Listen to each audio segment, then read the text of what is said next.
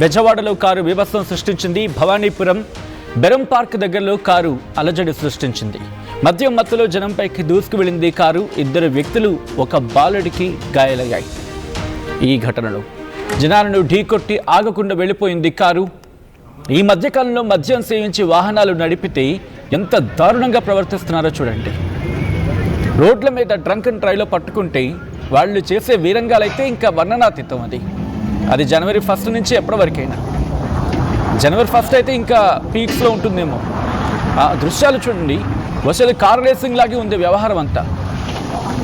ఇది car racing చేస్తున్నట్టు. Car బీభత్సాన్ని చూడండి, తాగి రోడ్ల మీద. ఇలాంటి వాళ్ళని ఏం చేయాలి, ఏం చేస్తే బాగుంటుంది? మీరు మాట్లాడే ప్రయత్నం చేయండి, కమెంట్ చేసే ప్రయత్నం చేయండి. అసలు మనిషి అయినవాడు మద్యం ఏదో తాగి ఇంట్లో పడుకోవాలి, కానీ రోడ్ల మీదకి వచ్చి ఇలా విరంగాలు సృష్టిస్తారా? విజయవాడలో కారు బీభత్సం సృష్టించింది. భవానీపురం బెరం పార్క్ దగ్గరలో కారు అలజడి సృష్టించింది. మద్యం మత్తులో జనంపైకి దూసుకు వచ్చింది ఈ కారు. ఈ ఘటనలో 2 వ్యక్తులు, ఒక బాలుడికి గాయాలయ్యాయి. జనాలను ఢీకొట్టి ఆగకుండా వెళ్ళిపోయింది. మీరు చూడండి ఎంత దుర్మార్గంగా ప్రవర్తించాడనేది. ఏదో సినిమాలో షూటింగ్ అనుకుంటున్నారేమో. ఎవరైనా అలా అనుకుంటే మీరు భ్రమపడినట్టే. ఎందుకంటే ఇది రియల్గా మన విజయవాడలో జరిగింది. తాగి ఇంట్లో ఉండొచ్చు కదా, ఇదే పోయే కాలం. వీళ్ళకి తాగిన తర్వాత స్టీరింగ్ పట్టుకుంటారు కదా, అప్పుడే బండి ఆగిపోవాలి. ఎట్లా అంటే వాళ్ళు సీట్ బెల్ట్ పెట్టుకుంటారు కదా, లాకేసి పడేయాలి. అది ఆ కారుతో ఈ తాగి మద్యం సేవించి దొరికిన వాళ్ళని ఏం చేస్తే బాగుంటుంది చెప్పండి. అంటే నా పర్సనల్ సజెషన్ మీరు అడిగారు అనుకోండి, సీట్ బెల్ట్ ఉంటుంది కదా, సీట్ బెల్ట్కి తాళం వేసేసి ఆ కారుకి హాఫ్ షీల్డ్ వేసేసి ఒక 4-5 రోజులు తిండి పెట్టకుండా, 3-4 రోజులు తిండి పెట్టకుండా వీళ్ళని ఏ స్పాట్లో దొరికారో ఆ స్పాట్లో ఎండకి ఎండుతూ వానకి నానుతూ వదిలేస్తే తెలిసి వస్తుందేమో వీళ్ళకి. చూడండి, వీడు ఇప్పుడు నడిపాడు సరే, ఎవరికైనా ఏమైనా జరుగుంటే ఆ ఇంటి ఒక పెద్ద దిక్కును కోల్పోతే ఒక్క ప్రాణాన్ని తీసుకురాగలడా? ఈ వ్యక్తి ఒక్క ప్రాణాన్ని అయినా తీసుకురాగలడా? డబ్బుందనే మద్యం సేవించిన ఒళ్ళు తెలియని బలుపు. చూడండి ఎంత దుర్మార్గంగా అనిపిస్తుంది ఆ దృశ్యాలు. అవి అసలు మనుషులైనా అనిపిస్తూ ఉంటుంది ఇలాంటి వాళ్ళని చూసినప్పుడల్లా. విజయవాడలో అందులో సంక్రాంతి పండుగ అంటే ఇంటికి వెళ్ళే వాళ్ళు ఉంటూ ఉంటారు, చుట్టాలు వస్తూ ఉంటారు. డీటెయిల్గా మాట్లాడుకునే ప్రయత్నం చేద్దాం. ఈ కథనం మిమ్మల్ని కాస్త కలవరపరచవచ్చు. అయితే మిమ్మల్ని కలవరపరకు గురి చేయడం ఆర్టీవీ ఉద్దేశం కాదు, కానీ ఇటువంటి కథనాలు చూపించడం, తద్వారా మీకు అవగాహన కల్పించడం, మిమ్మల్ని అప్రమత్తం చర్యలో భాగంగా ఇటువంటి కథనాలు చూపించడం జరుగుతుంది తప్ప మిమ్మల్ని కలవరపాటు గురి చేసే ఉద్దేశం ఆర్టీవీకి ఎన్నడూ ఉండదు. కానీ ఇటువంటి కథనాలు చూసినప్పుడు కాస్త కలవరపాటు గురి అవకాశం ఉంటుంది. కాబట్టి దీనికి సంబంధించిన జాగ్రత్తలు తీసుకోవాలని ఆర్టీవీ సూచించడం జరుగుతోంది. ఒక కారు నడి రోడ్డు మీద అర్ధరాత్రి వీరంగం సృష్టించింది. మీరు చూడండి, ఏదో బైక్ రైస్ చేస్తున్నట్టు ఇటువంటి వీరంగాన్ని సృష్టించాడు. ఒకసారి ఘటనా ప్రదేశం దగ్గర పరిస్థితి చూద్దాం.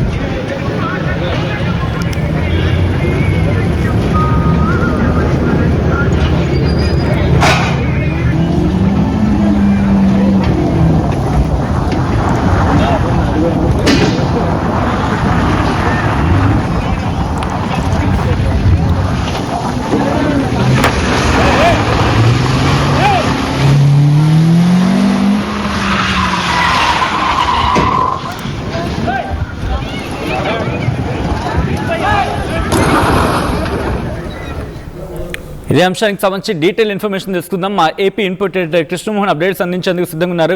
కృష్ణమోహన్, ప్రస్తుతం ఈ వ్యక్తిని, ఈ సో కాల్డ్ తాగుబోతుని అదుపులోకి తీసుకోవడం జరిగిందా? పోలీసులు నేను జరిగిన మౌలరాజపురంలో జరిగిన యూట్యూబర్ ఎవరైతే ఉన్నారో ఆయన తాగిన మైకంలో యూట్యూబర్ కూడా కారు బీభత్సం చేశారు. అసలు మామూలుగా కాదు, పెద్ద ఎత్తున బీభత్సం చేశారు. నలుగురు ఆ కారులో ఉన్న వ్యక్తులు ఆ కార్లకు మనుషులకి ఆ కారుతో అడ్డొచ్చిన వాళ్ళందరినీ ఢీకొట్టుకుంటూ వెళ్ళిపోయే ప్రయత్నం చేశారు. ఎక్కడ ఆగేలేదు. చాలా మంది మీడియా ప్రతినిధులు కొంత ఆపే ప్రయత్నం చేసినప్పుడు కూడా వాళ్ళ మీద కూడా దూషించుకుపోవడంతో ఒక మీడియా ప్రతినిధికి చేయి కూడా ఫ్రాక్చర్ అయిన పరిస్థితి. సో అటువంటి సందర్భం అయితే జరిగింది. స్థానికులు అడ్డుకునే ప్రయత్నం చేసినా అతను లెక్క చేయలేదు. ఏం చేసుకుంటారో చేసుకోండి అని చెప్పి ఆ కారుతో బీభత్సం సృష్టించారు. అయితే ఒక 4-5 మందికి గాయాలయ్యి పోలీసులు వెంటనే వచ్చి వాళ్ళందరినీ అంబులెన్స్ లో వివిధ ప్రాంతాలకి తరలించే ప్రయత్నం చేశారు. బట్ పోలీసులు నిన్న రాత్రి వరకు అతన్ని అదుపులో తీసుకోలేదనేది సమాచారం. ఈ రోజు ఉదయం రాత్రి అతను ఎక్కడ ఆగకుండా వెళ్ళిపోయాడు కంప్లీట్ గా. సో ఆ యాంగిల్లో ఇప్పుడు ఏం జరుగుతుంది అనే అంశాన్ని చూడాల్సిన పరిస్థితి అయితే ఉంది. ఇప్పుడు పోలీసులు దాన్ని చాలా సీరియస్ గా తీసుకున్నారు వ్యవహారాన్ని. దాంతో అంటే ఆ కారులో ఉన్న నలుగురు ఎవరు, చింటూ అనే యూట్యూబర్ కాకుండా ఇంకా ఎవరెవరు ఉన్నారనే దాని మీద కూడా చూడాల్సిన పరిస్థితి అయితే ఉంది. చాలా క్లియర్ గా వ్యవహారాన్ని చూసే ప్రయత్నం చేస్తున్నారు. పోలీసులు వ్యవహారాన్ని చాలా సీరియస్ గా చూసుకున్న పరిస్థితి అయితే కనబడుతుంది. సత్యం, దీన్ని ఎందుకు అట్లా బిహేవ్ చేశాడు, ఏం జరిగింది అనే దాని మీద కూడా కొంత సీరియస్ గా చూసే ప్రయత్నం అయితే జరిగింది. సో ఆ దిశగా మనం పోలీసులు అయితే ఈ వ్యవహారాన్ని కొంత సీరియస్ గా చూస్తున్నారు. గాయపడ్డ వాళ్ళందరూ కూడా ఇంకా హాస్పిటల్లో చికిత్స జరుగుతోంది. సత్యం, రైట్. అంటే కరెక్ట్గా ఎన్ని గంటల ప్రాంతంలో జరిగింది ఇది? ఎన్ని గంటల ప్రాంతంలో జరిగింది? నిన్న రాత్రి 8:30 ఆ ప్రాంతంలో ఇదంతా కూడా జరిగింది. 8:30 ప్రాంతం సమయంలో పెద్ద ఎత్తున వీళ్ళందరూ కూడా ఇక్కడ ఏర్పాటు చేసిన ప్రయత్నం అయితే చేశారు. రైట్.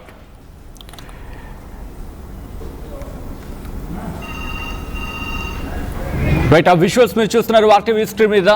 పూర్తిగా అర్ధరాత్రి అందరూ ఇళ్లకు వెళ్లే సందర్భం, 8 గంటల ప్రాంతం అంటే దాదాపుగా. ఇలాంటి వాళ్ళని ఏం చేస్తే బాగుంటుందండి? ఎందుకంటే రోజుకి డ్రంక్ అండ్ డ్రైవ్లు పెరిగిపోతూనే ఉన్నాయి. ఒక్కసారి వాటికి సంబంధించి లెక్కలతో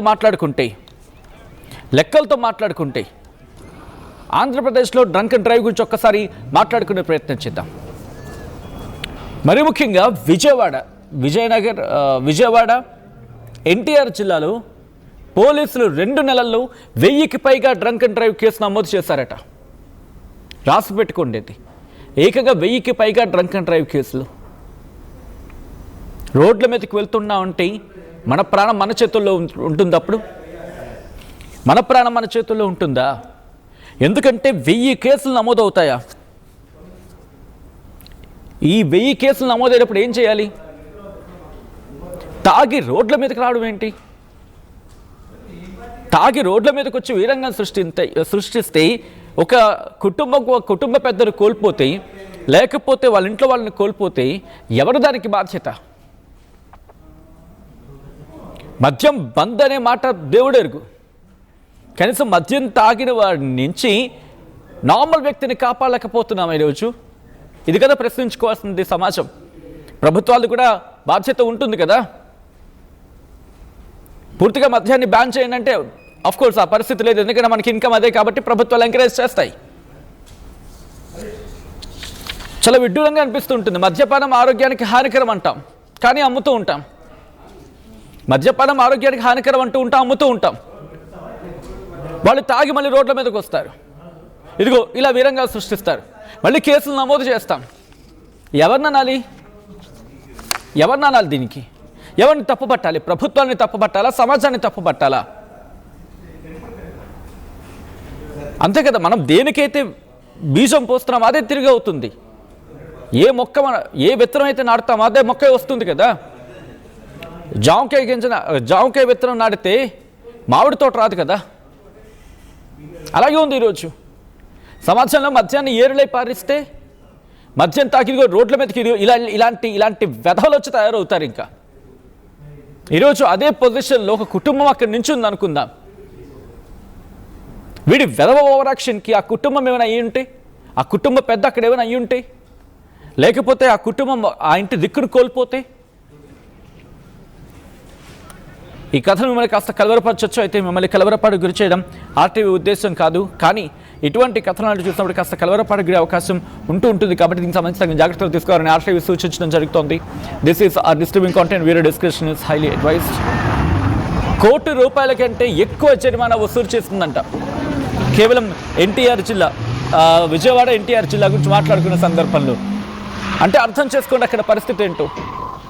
డెవలప్మెంట్ అంటూ వెళ్ళిపోతున్నాం, కానీ చేస్తుంది ఏంటి? అది కార్ రేసింగ్ వాడు బాగా ప్రాక్టీసింగ్ ఉన్నట్టుంది. వాడిని తీసుకెళ్ళి ఫస్ట్ ఆ రేసింగ్ కార్ లేదా కాంపిటీషన్స్ ఉంటే అక్కడ పరిస్థితి సరిపోతుంది. ఒకసారి ఆ దృశ్యాలు చూస్తుంటే రోడ్ల మీద రాత్రిపూట నడిచే మాలాంటి వాళ్ళకి భయం ఇదా అసలు వీడి చేతికి కారు ఇవ్వకూడదు. ఒక్కసారి డ్రంక్ అండ్ డ్రైవ్లో దొరికారంటే వాళ్ళకి వెహికల్స్ ఇవ్వకుండా ఉంటే అప్పుడు మారుతారు వీళ్ళు. మీరేమంటారో చెప్పే కమెంట్ చేసే ప్రయత్నం చేయండి. ఒకసారి దృశ్యాలు చూడొచ్చు. వాడు ఆ వ్యక్తి చేసిన వీరంగం ఎంత బీభత్సాన్ని సృష్టించుంటాడు. ఎంతమంది బితుకుమంటూ అక్కడ వాళ్ళు కాలం గడుపుంటారు. ఆ టైంలో మాట్లాడే ప్రయత్నం చేయండి, కమెంట్ చేసే ప్రయత్నం చేయండి. కనీసం రియాక్ట్ అయ్యి ఒక్క ఛాన్స్ తీసుకోండి. ఎందుకంటే మీరు కనుక రియాక్ట్ కాకపోతే సోషల్గా అంటే సమాజంలో మార్పు అనేది రాదు, సాధ్యం కాదు. మన వంతు ప్రయత్నం మనం చేయగలిగితేనే సమాజంలో ఒక మార్పును ఎక్స్పెక్ట్ చేయగలం. ఒకసారి మీ వంతు ప్రయత్నంగా కనీసం మాట్లాడే ప్రయత్నం చేయండి. అండ్ ఇటువంటి కథనాలు మీ దృష్టికి వచ్చినప్పుడు ఇంకొకరికి చెప్పే ప్రయత్నం, ఇంకొకరికి పంపించే ప్రయత్నం చేయండి. సో దట్ అవేర్నెస్ క్రియేట్ అవుతుంది. చరిత్ర సృష్టించినోడు ఇప్పుడు ఆ చరిత్రని తిరగరాయబోతున్నాడు. అబద్ధాల గోడల్ని బద్దలు కొట్టి నిజాలను రాగా మీ ముందుంచబోతున్నాడు. నిజమైన వార్తల కోసం వెంటనే డౌన్లోడ్ చేసుకోండి రా యాప్ని.